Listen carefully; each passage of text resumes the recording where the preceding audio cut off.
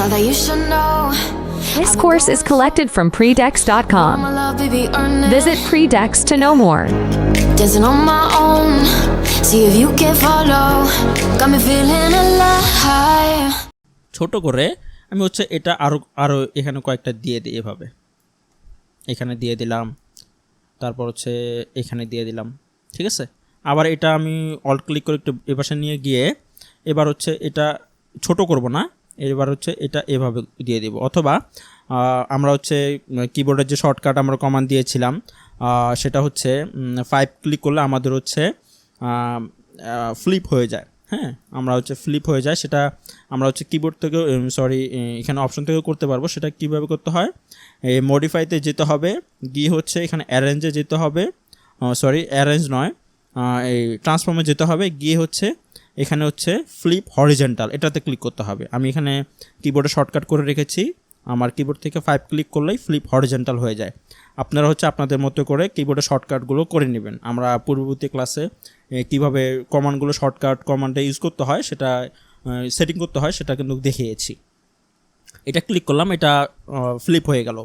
তো আমি এবার কি করব, এটা হচ্ছে এখানে বসিয়ে দেব, ঠিক আছে। আমি হচ্ছে এইভাবে বসিয়ে দিলাম। আবার এটা কপি করে নিয়ে আমি এবার একটু ছোট করব, করে আমি হচ্ছে এইভাবে এটা এইভাবে বসিয়ে দিব।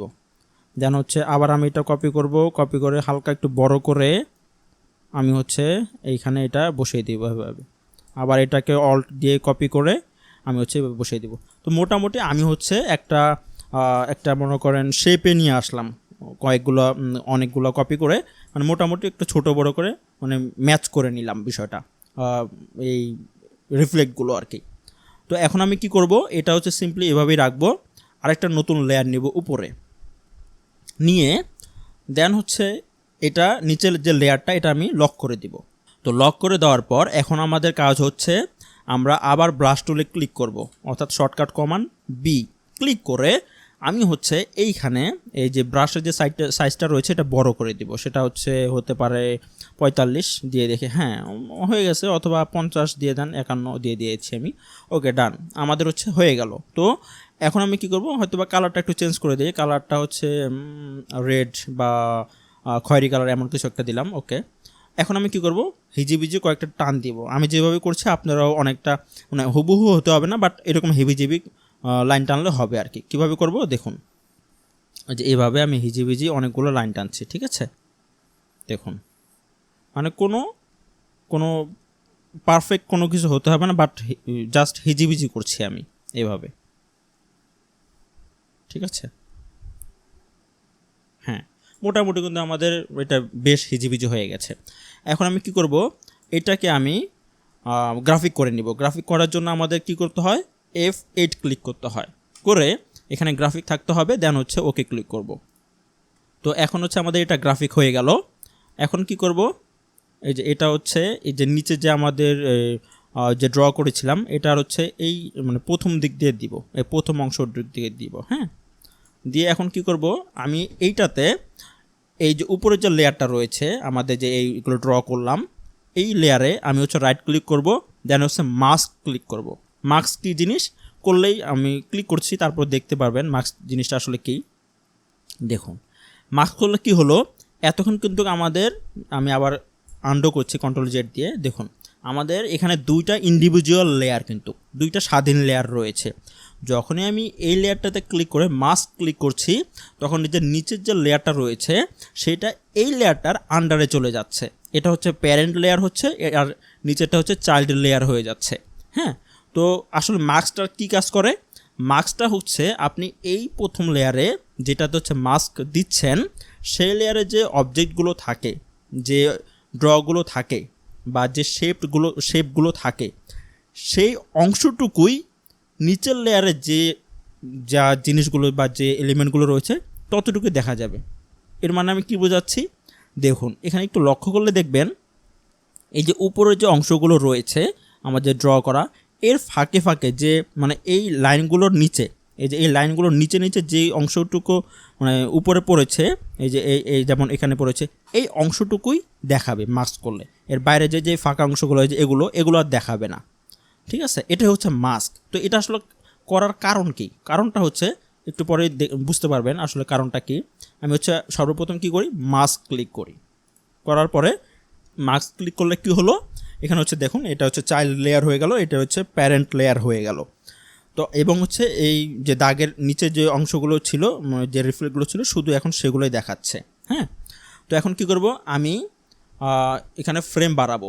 ফ্রেম বাড়াতে হলে কি করতে হয়, কিবোর্ড থেকে F5 ক্লিক করতে হয়। করার পর আমি কি করব, ওই উপরের যে লেয়ারটা রয়েছে এটা হচ্ছে সর্বপ্রথম আনলক করব, কারণ লক থাকলে হচ্ছে ক্লাসিক টুইন হবে না। আমি হচ্ছে আনলক করে এখানে একটা কি ফ্রেম দিলাম, F6 ক্লিক করে, তেন হচ্ছে এইখানে এই যে এই লাইনগুলো রয়েছে আমি এটা হচ্ছে এভাবে নিচে নিয়ে আসবো, নিচে নিয়ে আসলাম। এনে আমি কি করব, এখন এটা ক্লাসিক টুইন দিব। ক্লাসিক টুইন দিতে রাইট ক্লিক করে ক্রিয়েট ক্লাসিক টুইন ক্লিক করলাম। এবার কি হলো, এটা হচ্ছে যখন প্লে করলাম এমন হলো। তো এখন আমি কি করব, এই যে এই দুইটাতে লক করে দিব। ঠিক আছে, এবার দেখুন আসলে আমরা এতক্ষণ ধরে যে কাজ কলমের উদ্দেশ্যটা কি ছিল এখন বুঝতে পারবেন। এবার আমি এটা প্লে করছি, এইখানে লক্ষ্য করুন, দেখছেন মানে জিনিসটা একদম রিয়ালিস্টিক হয়ে গেল, মনে হচ্ছে সূর্যের একটা রিফ্লেক্ট পড়ছে। হ্যাঁ, আমরা এটা আরও দেখুন কত সুন্দরভাবে হয়ে যাচ্ছে।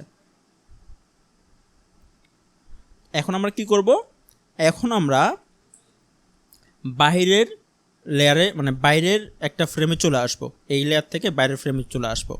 আমাদের এই ফ্রেম, এখানে ফ্রেম বাড়াই দিই আমি F5 ক্লিক করে, করার পর এই যে এই লেয়ারটা রয়েছে এটাতে ক্লিক করে আমি হচ্ছে এটা কপি করে এইভাবে মানে অল্ট ক্লিক করে আমি কপি করে এখানে বসাবো, পুরো নদীটাতে বসাই দেব। ঠিক আছে, আমি এটা হচ্ছে A5 ক্লিক করতে পারি, অর্থাৎ ফ্লিপ হরিজন্টাল যেটা মডিফাই থেকে যেটা দেখিয়েছিলাম, 5 ক্লিক করে আমি এভাবে করে দিব, মানে ছোট বড় করে দেবো। একটু আগে আমরা যেভাবে ওখানে রিফ্লেক্ট করেছিলাম এখানেও আমরা সেভাবে সাজিয়ে নেব। হ্যাঁ, আমি এটা হচ্ছে করে নিলাম, এটাও 5 ক্লিক করে আমি হচ্ছে এটা ভিতরে ঢুকিয়ে দেই এভাবে। ঠিক আছে, দেখুন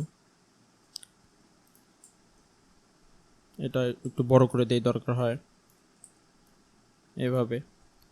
দেন হচ্ছে আরেকটা কপি করে নিয়ে এটা হচ্ছে ফ্লিপ করে দিয়ে এই ভিতরে এখানে দিয়ে দেই, তারপর আরেকটা কপি করে এখানে নিচে দিয়ে দিই এই কোণায়, আরেকটা কপি করে হচ্ছে এই কোণায় দিয়ে দিলাম এভাবে।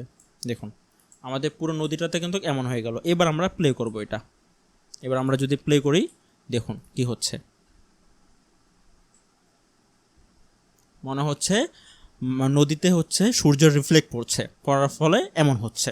দেখুন কতটা প্রাণবন্ত দেখাচ্ছে। এটা আরও একটু রিয়েলিস্টিক করা যায়, সেটা করার জন্য কি করতে হবে, আমরা যে রিফ্লেক্টগুলো রয়েছে এটা হচ্ছে একটু হালকা করে দেবো। এটা বেশি ডার্ক হয়ে গেছে, তো আমরা হচ্ছে হালকা করে দিলে আরও ভালো দেখা যাবে। সেটা করার জন্য কি করতে হয়, আমাদের যে লেয়ারটা রয়েছে সেই লেয়ারের এখানে ক্লিক করে আমরা এই প্রথম ফ্রেমে ক্লিক করব। এখানে ক্লিক করলে ডান পাশে এখানে চলে আসবে কালার ইফেক্ট, এটা এভাবে বন্ধ থাকতে পারে। এখানে ক্লিক করবেন, করলে আমার মতো চলে আসবে।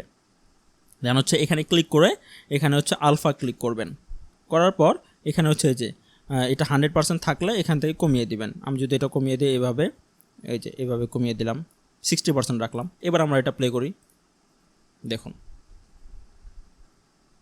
কত সুন্দর দেখাচ্ছে। হ্যাঁ, আপনি যদি এখন এখানে গ্রাস দিয়ে অর্থাৎ গাছপালা দিয়ে মাটি দিয়ে ঘাস দিয়ে আপনি যদি বিভিন্ন নদীর দৃশ্য করেন, তারপরে যদি নদীতে এরকম রিফ্লেকশন হয় খুবই সুন্দর দেখাবে। তো আমাদের যে নদীর যে মানে পানির যে সিনটা আমরা ড্র করতে চেয়েছিলাম সেটা কিন্তু আমাদের শেষ। এখন আমাদের কাজ কি, আমরা নৌকা, এখন আমরা হচ্ছে একটা নৌকা এখানে ড্র করব, অথবা ড্র না করেও আমরা রিয়েলিস্টিক নৌকা বা বিভিন্ন এলিমেন্ট